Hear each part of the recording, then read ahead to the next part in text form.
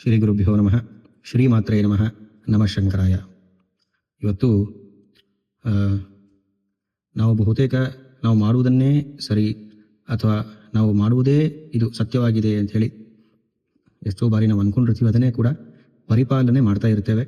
So ಹಾಗಾಗಿ ಒಂದೊಂದು ಸತಿ ಅದು ಬಹುತೇಕ ನಿಜ ಹೌದು ಅಲ್ವ ಅನ್ನೋ ಪ್ರಶ್ನೆ ಕಟ್ಟಕ್ಕೆ ಶುರು ಮಾಡುತ್ತೆ, ಅಥವಾ ಸುಳ್ಳು ಅಂತ ಕೂಡ ನಾವು ಅಂದ್ಕೊಳ್ತೇವೆ. ಕಾರಣ ಇಷ್ಟೇ, ಕೆಲವೊಂದು ಗ್ರಂಥಗಳ ಅಧ್ಯಯನದಿಂದ ಆ ಮತಿ ನಮಗೆ ಪ್ರಾಪ್ತವಾಗುತ್ತೆ ಅಂಥೇಳಿ. ಸೊ ಯಾಕೆ ನನಗೆ ಈ ಒಂದು ವಿಚಾರ ಬಂತು ಅಂತ ಕೇಳಿದ್ರೆ, ಒಂದು ಏನೋ ನಾನು ಓದ್ತಾ ಇದ್ದೆ. ಸೊ ಹಾಗಾಗಿ ತುಂಬ ಮನಸ್ಸಿಗೆ ಸಮಾಧಾನವನ್ನು ಕೊಡ್ತಕ್ಕಂಥ ಒಂದು, ಇಷ್ಟು ಬಾರಿ ನಮಗೆ ಮನಸ್ಸಿಗೆ ಸಂತೋಷವನ್ನು ಉಂಟು ಮಾಡ್ತಕ್ಕಂಥ ಶ್ಲೋಕಗಳನ್ನು ನಾವು ಅಧ್ಯಯನ ಮಾಡ್ತಾ ಇರ್ತೀವಿ, ನೋಡ್ತಾ ಇರ್ತೀವಿ, ಮತ್ತು ಅದೇ ರೀತಿ ಆ ಕ್ರಮದಲ್ಲಿ ಹೋಗಲಿಕ್ಕೆ ಕೂಡ ಪ್ರಯತ್ನ ಪಡ್ತಾ ಇರ್ತೀವಿ. ಸೊ ಇದು ಸಮಾಧಾನ ಕೊಡ್ತಕ್ಕಂಥ ಶ್ಲೋಕ. ಒಂದು ನಿಮಿಷದಲ್ಲಿ ಹೇಳಿ ಬೇಗ ಮುಗಿಸ್ಬಿಡ್ತೀನಿ. ಅದು ಹೇಗಿದೆ ಅಂತ ಕೇಳಿದ್ರೆ, ಯಾಕೆ ನನಗೆ ಈ ರೀತಿ ಅನಿಸ್ತು ಅಂತ ಕೇಳಿದ್ರೆ, ಈ ಶ್ಲೋಕದಲ್ಲಿ ನಿಮಗೆ ಉತ್ತರ ಇದೆ. ಸರ್ವೇ ಸ್ವರ್ಗ ಸುಖಾರ್ಚನ ಕ್ರತುಶತೈ ಪ್ರಾಜ್ಯೈ ರಿಗಜಂತೆ ಜಡಾಃ ತೇಷಾಂ ನಾಕಪುರೇ ಪ್ರಯಾತಿ ವಿಪುಲಃ ಕಾಲಕ್ಷಣಾರ್ಧಂಯಥ ಕ್ಷೀಣೆ ಪುಣ್ಯಧನೆ ಸ್ಥಿತಿರ್ನತು ಯಥಾ ವೇಷಾಗ್ರಹೇ ಕಾಮಿನಾಂ ತಸ್ಮಾನ್ ಮೋಕ್ಷಸುಖಂ ಸಮಾಶ್ರಯತ ಭೋಃ ಸತ್ಯಂಚ ನಿತ್ಯಂಚ ಯತ್ ಅಂತ ಹೇಳಿದ್ದಾರೆ. ಇದರ ಅರ್ಥ ಏನು ಕೇಳಿದ್ರೆ, ಸರ್ವೇ ಸ್ವರ್ಗ ಸುಖಾರ್ಚನ ಕ್ರತುಶತೈ ಪ್ರಾಜ್ಯೈ ರಿಗಜಂತೆ ಜಡಾಃ ಅಂದರೆ, ನಮಗೆ ಸುಖವನ್ನು ಅನುಭವಿಸಲಿಕ್ಕಾಗಿ ನಾವು ಎಷ್ಟೋ ಪೂಜೆ ಪುನಸ್ಕಾರಗಳನ್ನು, ಪುಣ್ಯ ಸಂಪಾದನೆಗಾಗಿ ನಾವೆಲ್ಲ ಮಾಡ್ತೇವಂತೆ. ಸೊ ಹಾಗಾಗಿ ತೇಷಾನ್ ನಾಕಪುರೇ ಪ್ರಯಾತಿ ವಿಪುಲಃ ಕಾಲಃ ಕ್ಷಣಾರ್ಧಂ ಯಥಾ ಅಂದರೆ, ಅಂಥ ಪೂಜೆ ಪುನಸ್ಕಾರ ಯಜ್ಞ ಯಾಗಾದಿಗಳಿಂದ ಮಾಡಿರ್ತಕ್ಕಂಥ ಪುಣ್ಯ ತುಂಬ ಬೇಗ ಪಾಸ್ ಆಗುತ್ತೆ ಅಂತಂದರೆ, ಆ ಕ್ಷಣವನ್ನು ನಾವು ಅನುಭವಿಸ್ತಾ ಇರ್ತೀವಲ್ವಾ. ಸೊ ಹಾಗಾಗಿ ಆ ಪುಣ್ಯದ ಕಾಲ ಬಹುಬೇಗ ನಮಗೆ ಕಳೆದು ಹೋಗುತ್ತೆ.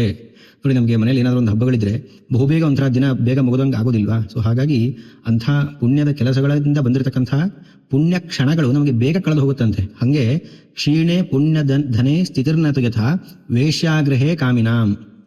ಇದಕ್ಕೆ ಇನ್ನೊಂದು ಉದಾಹರಣೆ, ಎಕ್ಸಾಂಪಲ್ ಅನ್ನು ಕೊಟ್ಟಿದ್ದಾರೆ. ಹೆಂಗೆ ಅವೆಲ್ಲ ಹೇಗೆ ಹೋಗುತ್ತೆ ಗೊತ್ತಾ? ಏನು ಅಂತಂದರೆ, ಒಬ್ಬ ಕಾಮಿ ವೇಶ್ಯಳ ಮನೆಗೆ ಹೋದಾಗ ದುಡ್ಡು ಖಾಲಿ ಆದಮೇಲೆ ಹೇಗೆ ಅವನು ಒಂದು ಹೊರಗಡೆ ಹೋಗ್ತಾನೋ, ಅಯ್ಯೋ ನನ್ನ ದುಡ್ಡಿಲ್ವಲ್ಲಪ್ಪ, ಇನ್ನು ನಾನು ಮುಂದಿನ ಸುಖವನ್ನು ಅನುಭವಿಸ್ಲಿಕ್ಕೆ ಆಗೋದಿಲ್ವಲ್ಲ ಅಂತ ಅವನು ಆ ವೇಶ್ಯ ಮನೆಯನ್ನು ಬಿಟ್ಟು ಹೋಗ್ತಾನಲ್ಲ, ಅದೇ ರೀತಿಯಾಗಿ ನಾವು ಮಾಡಿರ್ತಕ್ಕಂಥ ಪುಣ್ಯ ಸಂಪಾದನೆ ಒಂದು ಕಾಲದಲ್ಲಿ ನಮ್ಮನ್ನು ಬಿಟ್ಟು ಹೋಗುತ್ತೆ ಅಂತ ವಿಚಾರ. ಮತ್ತೆ ಮುಂದಿನ ತುಂಬ ಚೆನ್ನಾಗಿದೆ, ಇದು ನಮಗೆ ಬಹಳ ಬಹಳ ಸಾಯೋವರೆಗೂ ಕೂಡ ನೆನಪಿಟ್ಕೊಳ್ಬೇಕಾಗಿರ್ತಕ್ಕಂಥ ಒಂದು ವಾಕ್ಯ. ತಸ್ಮಾನ್ ಮೋಕ್ಷ ಸುಖಂ ಸಮಾಶ್ರಯತ ಭೋಃ ಸತ್ಯಂಚ ನಿತ್ಯಂಯತ್. ಸತ್ಯಂಚ ನಿತ್ಯಂಚಯತ್ ಅಂದರೆ, ನಮಗೆ ನಾವು ಮೋಕ್ಷದ ಬಗ್ಗೆ ಚಿಂತನೆ ಮಾಡಬೇಕಂತೆ. ಮತ್ತು ಆ ಮೋಕ್ಷಕ್ಕೆ ದಾರಿ ಯಾವುದು ಕೇಳಿದರೆ ಸತ್ಯ. ಅಂದರೆ ಇದರ ಭಾವಾರ್ಥ ಇಷ್ಟೇ, ಇದರ ಟೀಕೆ ಇಷ್ಟೇ, ನಾವು ಎಷ್ಟೇ ಪುಣ್ಯ ಇತ್ಯಾದಿಗಳನ್ನು ಏನೇ ಮಾಡಿದ್ರೂ ಕೂಡ ಅದೆಲ್ಲವೂ ಕಳೆದು ಹೋಗುವಂಥದ್ದು ಕ್ಷಣ ಆಗ್ತದೆ, ಒಂದು ಕ್ಷಣ ಆಗ್ತದೆ. ಆನಂತರ ನಮಗೆ ಒಳ್ಳೆಯ ರೀತಿಯಾಗಿರ್ತಕ್ಕಂಥ, ಅದು ಒಳ್ಳೆಯದು ಕೆಟ್ಟದ್ದು ಇಲ್ಲ ಬಿಡಿ, ಇದರಲ್ಲಿ ನಮಗೆ ಮೋಕ್ಷ ಪ್ರಾಪ್ತಿಯಾಗಬೇಕು ಅಂದರೆ ಬಹು ಕಷ್ಟವಾಗಿರ್ತಕ್ಕಂಥದ್ದು ಒಂದು ದಾರಿ ಉಂಟು, ಅದುವೇ ಸತ್ಯವನ್ನು ಹೇಳುವಂಥದ್ದು. ಉಪನಿಷತ್ತುಗಳು ಕೂಡ ಅದನ್ನೇ ಹೇಳುತ್ತೆ, ಸತ್ಯಂ ವದ ಧರ್ಮಂಚರ ಸ್ವಾಧ್ಯಾಯ ಆನ್ಮ ಪ್ರಮದಃ ಅಂತ ಹೇಳಿ. ಹಾಗಾಗಿ ಆದಷ್ಟು ನಾವೆಲ್ಲರೂ ಕೂಡ ಸತ್ಯವನ್ನು ಹೇಳಲಿಕ್ಕೆ ಪ್ರಯತ್ನ ಪಡೋಣ, ಸತ್ಯವನ್ನು ಹೇಳಲೇಬೇಕು. ಹಾಗಾಗಿ ಈ ಟೀಕೆ ಏನಪ್ಪ ಅಂತ ಕೇಳಿದ್ರೆ, ನಿತ್ಯ ಯಾವುದು ಇರುತ್ತೆ ಅಥವಾ ಉಳಿಯುತ್ತೆ ಅಂತಂತಂದರೆ ಅದು ಸತ್ಯವೇ ಅಂತ ಹೇಳಿದ್ದಾರೆ. ಹಾಗಾಗಿ ಸತ್ಯವನ್ನು ಹೇಳುವುದು ಕೂಡ ಒಂದು ಯಜ್ಞಕ್ಕೆ ಸಮಾನ. ಸತ್ಯ ಅಂದರೆ ಯಜ್ಞವೇ ಎಂಬುದರ ಅರ್ಥ ಆಗಿದೆ.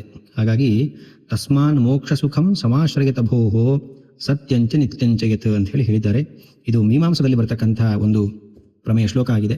ಹಾಗಾಗಿ ಇದನ್ನ ಎಲ್ಲ ಹೇಳಬೇಕು ಅಂತ ಅನಿಸ್ತು. ಹಾಗಾಗಿ ಎಷ್ಟು ನಮಗೆ ಪಾಲನೆ ಮಾಡಲಿಕ್ಕಾಗುತ್ತೋ ಅಷ್ಟನ್ನು ಪಾಲನೆ ಮಾಡೋಣ. ಮಾಡಲಿಕ್ಕಾಗದೇ ಇದ್ದರೂ ಕೂಡ ಕಷ್ಟಪಟ್ಟಾದರೂ ಈ ಒಂದು ವ್ರತವನ್ನು ಪಾಲನೆ ಮಾಡಬೇಕು ಅಂತ ಹೇಳ್ತಾ ಈ ಒಂದು ತೊದಲ ನುಡಿಗಳನ್ನು ನಾನು ಮುಗಿಸ್ತಾ ಇದ್ದೇನೆ. ನಮಸ್ತೆ.